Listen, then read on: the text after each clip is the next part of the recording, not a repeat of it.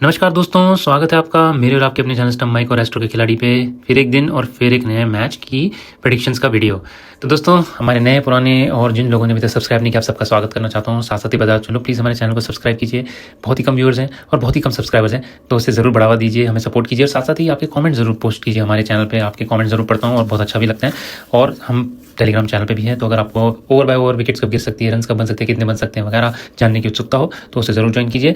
हम यहाँ पे 3 चीज़ों का इस्तेमाल करते हैं: न्यूमरोलॉजी, एस्ट्रोलॉजी, टाइम फ्लो और साथ साथ ही data analysis. Astrology, time flow बहुत इंपॉर्टेंट है यहाँ पे। उसी की बेसिस पे हम प्रेडिक्ट करते हैं कब विकेट्स गिर सकती है, कितने रन बन सकते हैं, साथ साथ ही कहाँ कौन सी टीम का पड़ना भारी होगा, उसके बारे में आगे डिस्कस करते हैं। बट सबसे पहले इस वीडियो में चलते हैं दोस्तों, तो यहाँ पे वेदर रिपोर्ट देखते हैं। वेदर रिपोर्ट जो नेक्स्ट कपल ऑफ डेज के लिए है, यहाँ से थर्सडे शुरू होगा मैच, तो थोड़ा सा ग्लूमी होगा। मंडे भी थोड़ा सा ग्लूमी होगा, बारिश के चांसेस इन दोनों दिन में है। बीच में फिलहाल तो कोई बारिश नहीं दिख रही है, बट बारिश के चांसेस लगभग 20% से 30% के आसपास, जो कि नॉर्मल है यूके में। बट उसके हिसाब से मैच में कोई बाधा होनी नहीं चाहिए, रिजल्ट आना चाहिए 5 दिन तक। और अगर हम यहाँ पे पिच रिपोर्ट देखें तो यहाँ पे जैसे कि आपको पता है, इनिशियल डे 1 पे यहाँ पे काफ़ी सीम मोमेंट भी मिलती है, स्विंग भी मिलता है, बहुत ही अच्छा होता है। तो जो भी कैप्टन टॉस जीता है बॉलिंग फर्स्ट लेता है। बैटिंग डे 1 अगर सन है यहाँ पे जो नहीं लग रहा है, बट डे 2 के आसपास ठीक होनी शुरू हो जाएगी। और उसके बाद डे 2 डे 3 के आसपास स्पिन भी अच्छा होना शुरू हो जाएगा। लास्ट डे यहाँ पे अगर पूरे दिन बारिश नहीं हुई और पूरे मैच में कहीं बारिश नहीं हुई तो यहाँ पे फिर पिच जो है वो डिटेरियोरेट होती है, यहाँ पे स्पिनर्स के लिए बहुत अच्छी हो जाती है। साथ साथ यहाँ पे रिवर्स भी मिलेगी। और अगर यहाँ पे लास्ट डे ग्लूमी होता है वेदर, तो यहाँ पे फिर वापस से स्विंग सेम मोमेंट जैसे डे 1 पे मिलते वैसे ही मिलेगी। बारिश होती है तो भी सेम है जैसे पिछले मैच में भी हुआ था। बट देखना होगा यहाँ पे कितना पिच डिटेरियोरेट होती है, कहाँ पे वेदर कैसा होता है। बट मोस्ट लाइकली जो भी कैप्टन यहाँ टॉस जीते मोस्टली फील्डिंग पहले लेते हैं। हालांकि डिसाइसिव नहीं होता, यानी कि इसी के कहन फील्डिंग लेने से कोई मैच नहीं जीत जाता। यहाँ पे खेलना अच्छा ही पड़ता है दोनों टीम्स को। अब हम चलेंगे दोस्तों नेक्स्ट सेक्शन की तरफ। यहाँ पे डे के हिसाब से मैं आपको बताऊंगा कौन से टीम का कहाँ पड़ना भारी है, कितने रन बन सकते हैं, विकेट्स कहाँ गिर सकते हैं वगैरह। एनर्जी में जहाँ पे देख रहा हूँ टाइम फ्लो के हिसाब से, यहाँ पे मुझे जहाँ तक लग रहा है इंग्लैंड शायद पहले बैट करेगी, उस हिसाब से मैंने प्रेडिक्शंस बनाए। इंडिया अगर बैट पहले करती है तो उस हिसाब से मैं आगे आपके चल के प्रेडिक्शन दूंगा। बट फिलहाल अगर इंग्लैंड पहले बैट करिए तो इनिशियली 80 से 100 रन बना सकती है फर्स्ट सेशन में। वहाँ पे काफ़ी थोड़ा सा संभल के क्रिकेट खेलेगी और विकेट्स भी लूज कर सकती है। इनिशियल मूवमेंट भी यहाँ मिलेगी, स्विंग भी मिलेगी, ज़्यादा कोलैप्स के चांसेस नहीं दिख रहे। सेकंड जो सेशन होगा यहाँ पे, वहाँ पे भी बैटिंग अच्छा करते दिखाई देगी, वहाँ पे ज़्यादा स्कोरिंग करते हुए दिखाई देगी। 120 140 तक का रन भी बना सकती है, शायद ज़्यादा भी, और 1 या 2 विकेट लूज होंगे। और फाइनल सेशन में इंडिया का कमबैक हो सकता है। वहाँ पे सिर्फ 70 से 90 रन बनेंगे, या तो बहुत सारी विकेट भी गिर सकती है, ऑल आउट भी हो सकते हैं यहाँ पे। तो वो इंडिया के फेवर में लास्ट वाला सेशन हल्का सा, लेकिन पहले 2 सेशन टोटली इंग्लैंड की तरफ है। वहीं पे अगर हम डे 2 की तरफ चलते हैं तो वहाँ पे जो एनर्जीज हैं दोनों टीम्स की न्यूट्रल लग रही है। मोस्टली ये डे न्यूट्रल ही रहेगा और हल्का सा इंडिया की तरफ फेवर हो सकती है सेकंड सेशन में। वहाँ पे ऑल आउट कर सकते हैं अगर डे 1 पे ऑल आउट ना किया हो तो। और जो फाइनल सेशन होगा वो भी मोस्ट लाइकली न्यूट्रल ही होगा। डे 2 मोस्टली न्यूट्रल ही है। डे 3 जो है यहाँ पे फिर इंग्लैंड का पड़ना भारी होगा। अगर इंडिया को पहले दिन या दूसरे दिन ट्रबल नहीं किया हो तो थर्ड डे पे डेफिनेटली ट्रबल कर सकती है इंग्लैंड। यहाँ पे कमबैक भी करते दिखाई देगी। अगर डे 2 में थोड़ा सा लैप्सेस हुए, वहाँ पे न्यूट्रल डे है, वहाँ पे डे 3 पे काफ़ी अपनी कमांड बनाते हुए भी दिखाई दे रहे हैं। अगर फिर से बैटिंग करते हैं यहाँ पे तो अच्छा करते दिखाई देंगे, और अगर यहाँ पे बॉलिंग करें तो भी अच्छा करते दिखाई देंगे। ओवरऑल डे 3 में लास्ट सेशन जो होगा न्यूट्रल होगा, यानी कि यहाँ पे अगर इंडिया बॉलिंग या बैटिंग करिए तो अपनी वापसी करते हुए दिखाई देगी। जो डे 4 की एनर्जी है वो वहाँ पे इंडिया का कमबैक होगा। यहाँ पे अगर चांसेस हुए कि इंडिया ने डे 1 डे 2 डे 3 थोड़ी एवरेज क्रिकेट के ऊपर खेली है तो डे 4 में उनका कमबैक होगा। डे 4 में अच्छा कर सकते हैं, कमबैक भी अच्छा कर सकते हैं। अगर डे 1 और डे 3 तक उन्होंने कुछ खास नहीं किया वहाँ पे तो डे 4 पे फिर बहुत मुश्किल होगा ओवरऑल कमबैक करना। यहाँ पे सिर्फ गेम सेव कर सकती है, बस यही काम कर सकती है। तो डे 4 मोस्टली इंडिया के नाम होगा। 1 या 2 सेशन हो सकते हैं, आधा थोड़े से इंग्लैंड की तरफ चले जाएं, बट मोस्ट लाइकली इंडिया यहाँ पे कमबैक कर सकता है। जो डे 5 है वो यहाँ पे इंडिया के लिए थ्रू आउट द डे बहुत अच्छा है। चेस करते हो अगर लास्ट सेशन के लिए, या लास्ट सेशन में अगर अपने डिफेंड कर रहे हो, टोटल दोनों केसेस में अच्छा करते दिखाई देंगे। ओनली थिंग यहाँ पे है कि बारिश ना गिर रही हो या वेदर की वजह से मैच डिले ना हो या कम ना हो। बट यहाँ पे अगर इंडिया डे 1 और डे 2 में अच्छा क्रिकेट खेलती है तो डे 4 डे 5 में इंडिया कमबैक भी कर सकती है, यहाँ पे अच्छा कर सकती है। तो डे 1 इंग्लैंड के फेवर में मोस्ट लाइकली, डे 2 न्यूट्रल होगा, थोड़ा सा इंडिया की तरफ होगा, डे 3 टोटल इंग्लैंड की तरफ होगा, डे 4 और डे 5 इंडिया की तरफ होंगे। तो यही फ्लो रहने वाला है मैच का। रन सारे विकेट्स कितने गिरेंगे वो मैंने साथ साथ लिखे हुए हैं। ओवरऑल फ्लो जो आपके सामने है और ओवरऑल जो मुझे फेवरेबिलिटी लग रही है वो भी यही आपके सामने। जो डे 2 है वहाँ पे हल्की सी पड़ना सा इंडिया की तरफ होगा। और फाइनल के 2 दिन तो इंडिया को पहले 3 दिन में से कम एवरेज क्रिकेट खेलनी होगी, जहाँ पे एटलीस्ट वो गेम में बने रहें, और डे 4 डे 5 में फिर वो उसका फेवरेबिलिटी को यूज़ कर सकते हैं।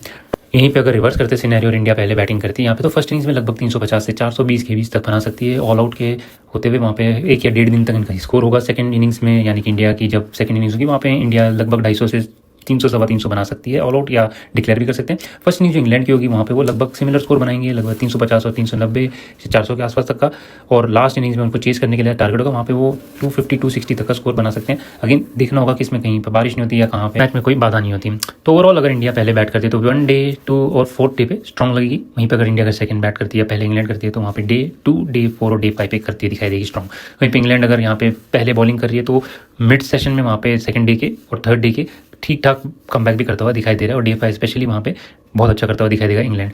तो ये रहे दोस्तों दोनों सिनेरियोज। अगर इंग्लैंड पहले बैट करती है या इंडिया पहले बैट करती है तो क्या सिनेरियो होगा, कैसा मैच फ्लो होगा, कौन से दिन को इसका पढ़ना ज़्यादा भारी होगा। अब इसी के बेसिस पे मैंने दोनों टीम्स के स्कोर भी प्रेडिक्ट करने की कोशिश की। यहाँ पे सेम एस्ट्रोलॉजी टाइम फ्लो के हिसाब से ओली पोप लगभग 50 से 80 रन बना सकते हैं, जो रूट भी 3 से 50, बेन स्टोक्स जो है काफ़ी लकी इस मैच के लिए, विकेट्स भी लेते हुए दिखाई देंगे, रन भी दिखाई देंगे। ये डे 1 का प्रेडिक्शन है। उसके बाद बन डकेट यहाँ पे रन बनाते हुए दिखाई देंगे, जैक क्रॉली भी यहाँ पे रन बनाते हुए दिखाई दे रहे थोड़े से। और जब बॉलिंग की तरफ देखा जाए तो वहाँ पे जसप्रीत बुमराह विकेट्स लेते हुए दिखाई दे रहे, मोहम्मद सिराज, रविंद्र जडेजा और कुलदीप यादव अगर मैच खेलते तो काफ़ी लकी उनके नंबर। इनके अलावा अगर आकाशदीप और अर्शदीप भी खेलते हैं उनके नंबर्स भी लकी हैं डे 1 के लिए। तो देखना होगा टीम कॉम्पोजिशन क्या है, बट ये प्रेडिक्टिव स्कोर है। अगर यहाँ पे इंग्लैंड पहले बैट करती है तो मुझे लगता है 230 से 260 के आसपास बना सकती है डे 1 पे, या इससे ज़्यादा डिपेंडिंग पिच कैसी है वहाँ पे। लेकिन कहीं कोलैप्सिस के चांसेस भी वहाँ पे 6 से 7 विकेट भी लूज कर सकते हैं इस केस में।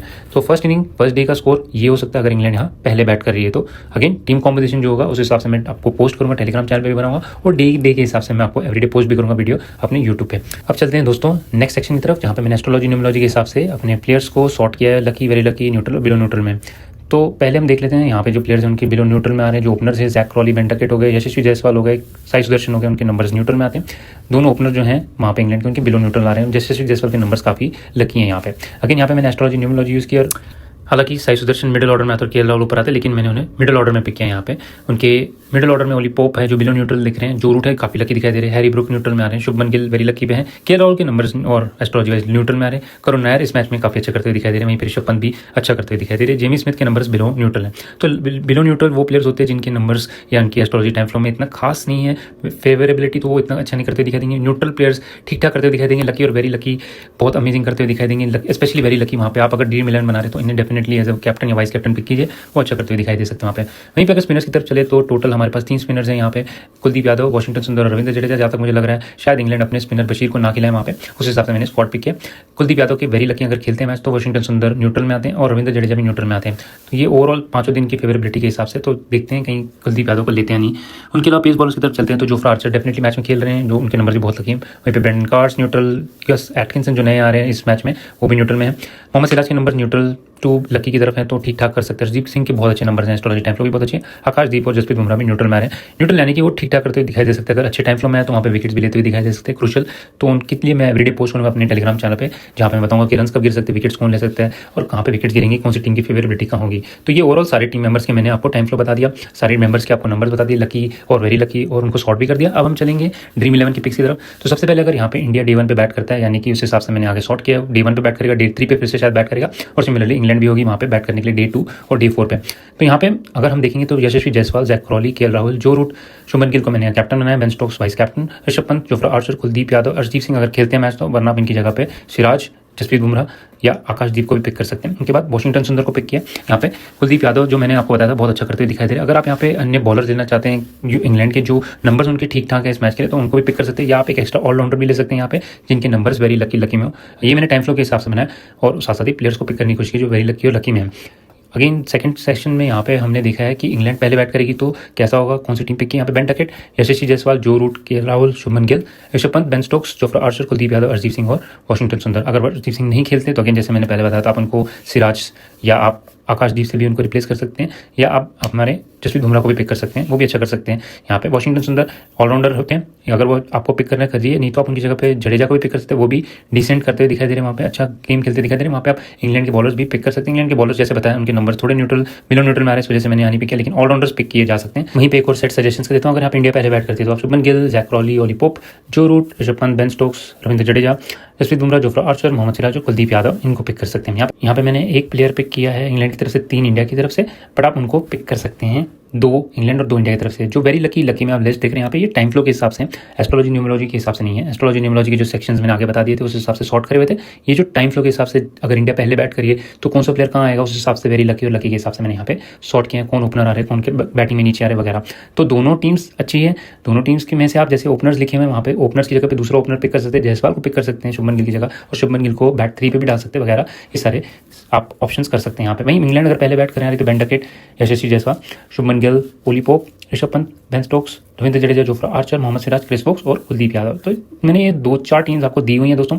वेरी लकी प्लेयर्स को आप स्वैप करने में फील फ्री कीजिए, यहाँ पे उनको भी पिक कर सकते हैं। ये मेरे सजेशंस हैं, ये बेस्ड ऑन टाइम फ्लो के हिसाब से। तो टाइम फ्लो जो मैंने पहले बताया उसे ज़रूर याद रखें, वो बहुत काम आएगा आपको टीम बनाने में भी, साथ साथ ही आपको मैच कैसा फ्लो होगा वो भी समझ आने में बहुत हेल्प करेगा।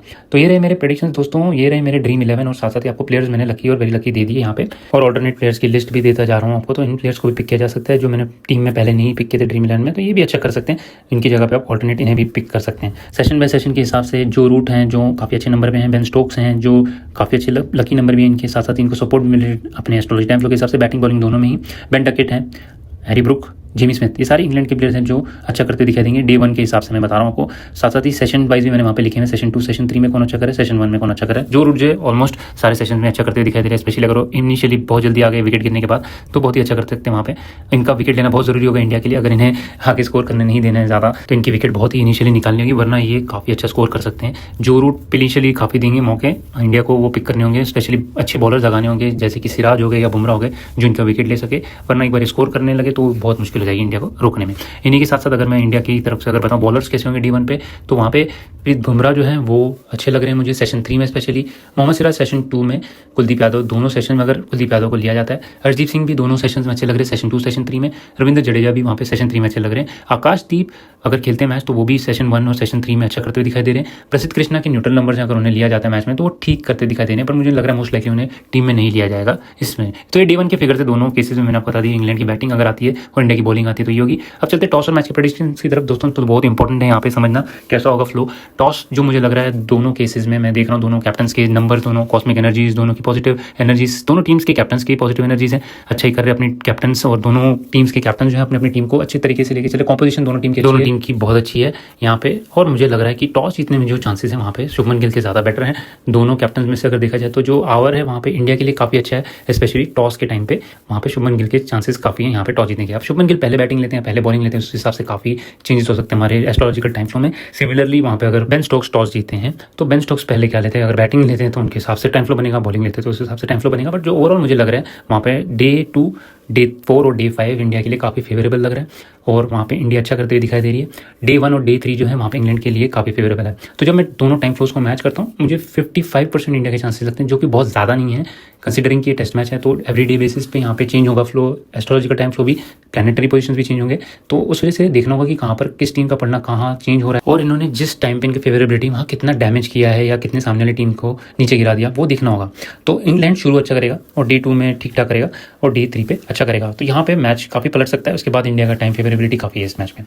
मेरे हिसाब से टॉस और मैच दोनों इंडिया को जीतने चाहिए, यहाँ पे फेवरेबिलिटी बहुत है, कॉस्मिक एनर्जीज भी बहुत है, और जो ग्राउंड है यहाँ पे पहले से काफ़ी चेंज हो चुका है, यहाँ पे बॉलिंग और बैटिंग दोनों को सपोर्ट मिलती है। तो इंडिया अगर डे 1 पे बैटिंग करने आते हैं वहाँ पे थोड़ा सेशंस अच्छे से खेले तो मुझे लगता है काफ़ी आगे चला जाएगा इस मैच में। तो देखना होगा दोस्तों flow every day to day basis पे, उसके लिए स्टे ट्यून रहिए मेरे चैनल पे, साथ साथ ही टेलीग्राम चैनल पे मैं पोस्ट करूँगा एवरीडे कितने विकेट्स गिर सकते हैं, कहाँ पे विकेट्स गिर सकते हैं, कितने रन बन सकते हैं वगैरह वगैरह। तो उसके लिए जरूर स्टे ट्यून कीजिए, उसे ज्वाइन जरूर कीजिए और आपका फीडबैक जरूर दीजिए, आपको मेथड कैसा लगता है, ये सारा प्रोसेस कैसा लगता है। काफ़ी लंबा वीडियो है तो दोस्तों जहाँ पे आपको अच्छा लगा मुझे जरूर फीडबैक दीजिए ताकि मैं अगले मैचेस में इन्हें ऐड करूँ। फिलहाल दोस्तों इस वीडियो में इतना ही, फिर मिलेंगे अन्य वीडियो में, और डे 2 डे 3 डे 4 डे 5 की वीडियोस आएंगे तो उसे जरूर देखिए। MLC के जितने मैचेस है सबको कवर कर रहा हूँ, तो लास्ट के जो 2-3 मैचेस बचे उनको जरूर कवर करूँगा, उनके प्रेडिक्शंस का जरूर वेट कीजिए, और श्रीलंका बांग्लादेश के मैच या अन्य ऐसे कोई इंटरनेशनल मैचेस चल रहे हैं सबके प्रेडिक्शंस आपको मिलती रहेंगी। फिलहाल इतने दोस्तों, नमस्कार, आदाब, सत श्री अकाल और जय हिंद।